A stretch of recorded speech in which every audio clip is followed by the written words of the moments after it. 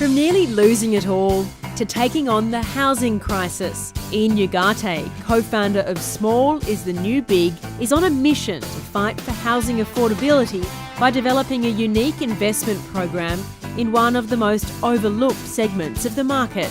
So, is he a game changer? Let's find out. I'm Edwina Bartholomew. Welcome to Game Changers. You know what, Ian, I expected some ruthless property developer to be sitting in this chair opposite me. In fact, you're actually about community. How does that work? Because I used to be a ruthless property developer.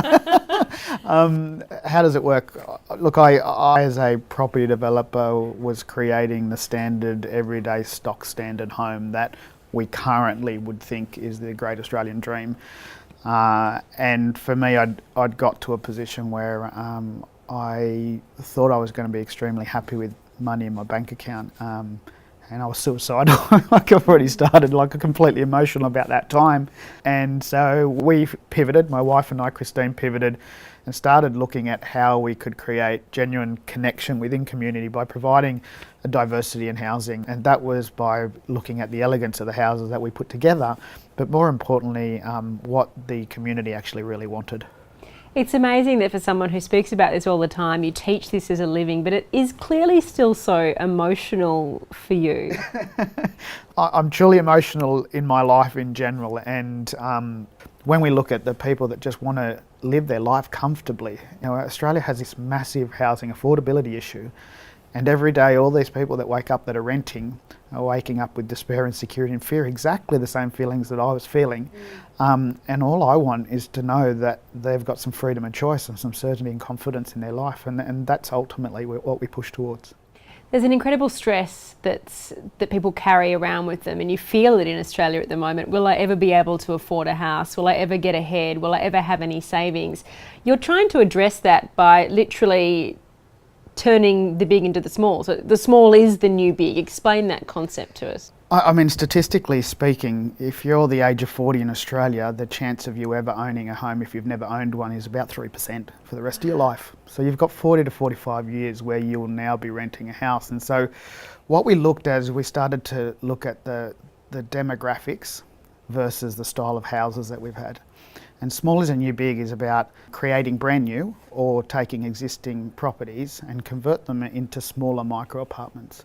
And there's policies all the way across the country that are unused and unknown. What we found was, and just to give you some key statistics around Australia, we build the largest homes in the world at 246 square metres, and each one of them is a 4-bedroom, 2-bathroom house.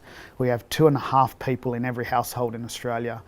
Currently, right now, there's 12 million empty bedrooms out of a population of 25 million.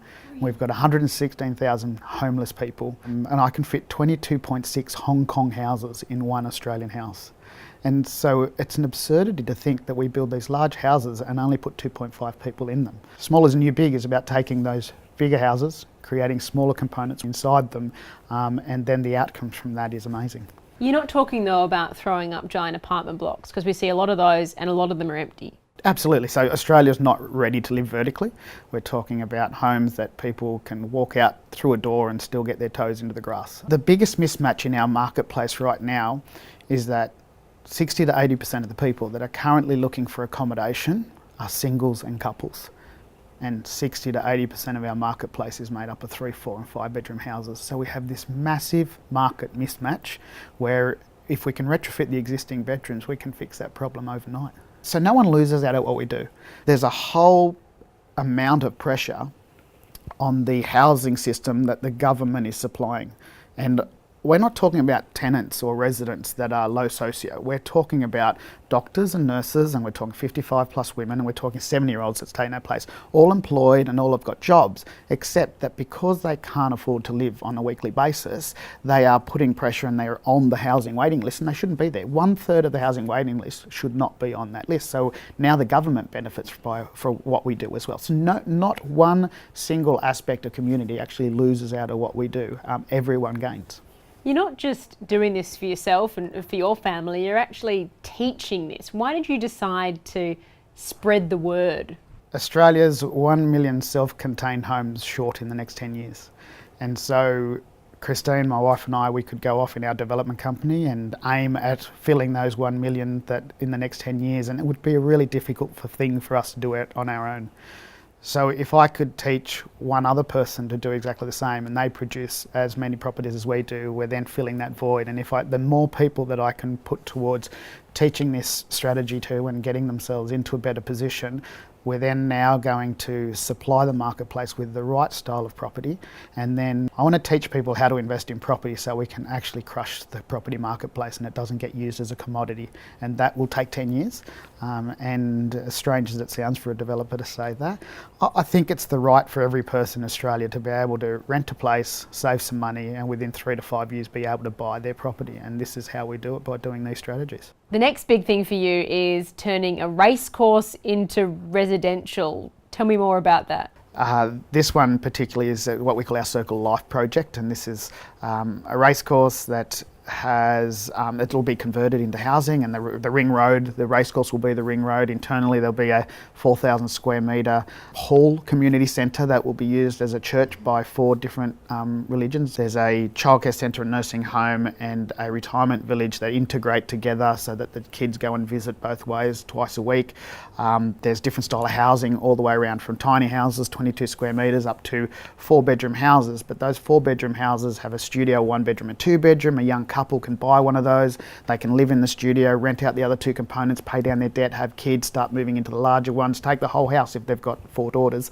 It harks back to the community of old, really. You know, the street you grew up on, for example, would have had this sense of community, and you're trying to recreate that. I grew up here in the street in Sydney, and I'm an Australian born from Spanish migrants, and I lived in a speckled render house with arches and bars on the window, and next door was my Auntie Carmel, who was in a cladded fibro home. And through circumstances in my mother's life, my Auntie Carmel would get me up in the morning, and she'd get me ready for school, and she'd get me some breakfast. And at about the age of 11, I realised that my Auntie Carmel was actually not really my auntie. Like, that's at the time where it dawned on me. And she passed away about 6 years ago, and I wrote a letter to her daughter because that woman was so much closer to me than any of my blood aunties. And you know, it's just that whole spirit of community in this country, in Australia, has been lost because no neighbours really talk to each other anymore. All the houses are exactly the same, so there's no difference in our community in our marketplace anymore. Our company motto now is it needs to make sense before it makes dollars. So that is, it has to affect the community in a positive way, and secondly, it needs to have a financial outcome. It needs to have both. If it doesn't have both, we don't do the project. We can all sit at home and lose money. We don't have to do that. And so this is the beautiful thing about what we do.